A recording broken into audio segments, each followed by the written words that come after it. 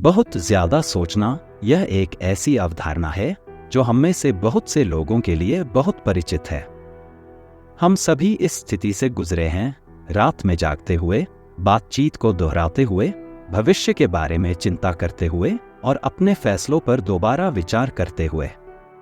यह एक मानसिक आदत है जो थका देने वाली, कमजोर करने वाली और यहाँ तक कि हमारे मानसिक स्वास्थ्य को भी नुकसान पहुंचाने वाली हो सकती है।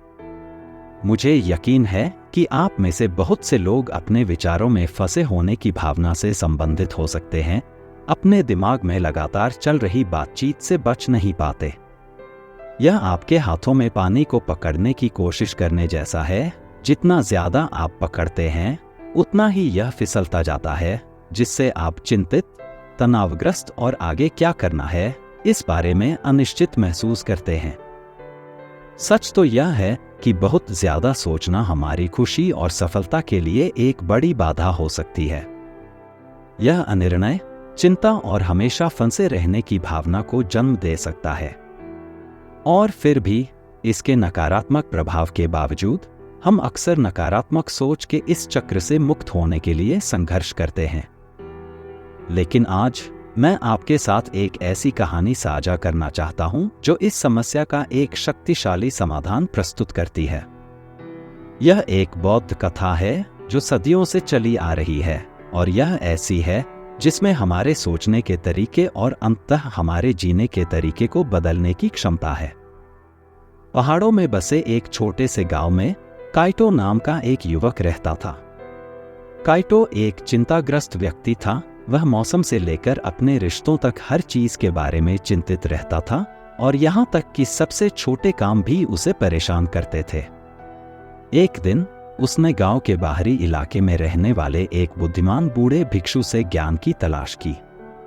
भिक्षु ने काइटो की उथल पुथल को भांपते हुए उसे एक चुनौती दी।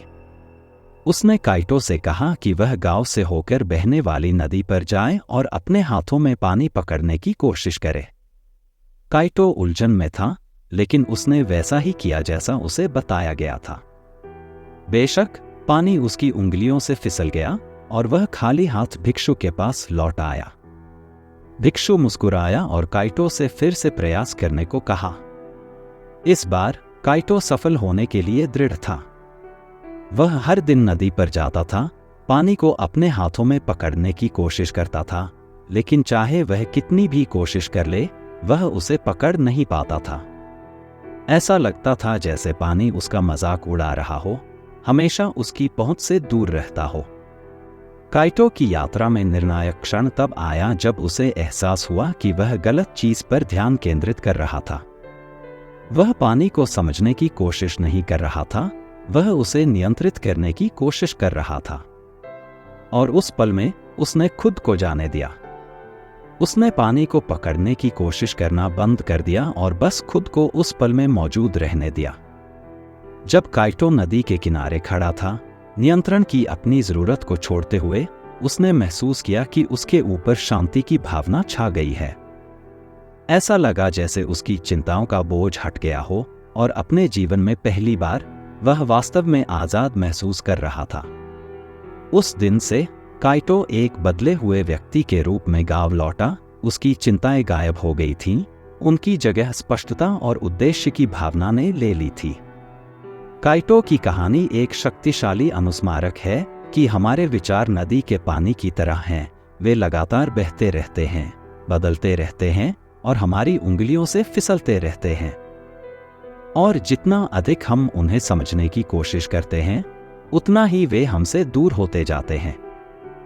लेकिन जब हम जाने देना, वर्तमान में मौजूद रहना सीख जाते हैं, तो हम शांति, स्पष्टता और अतिसोच के चक्र से मुक्ति पा सकते हैं।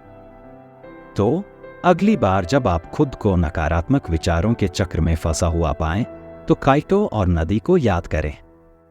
नियंत्रण करने की अपनी जरूरत को छोड़ दें और खुद को वर्तमान में मौजूद रहने दें।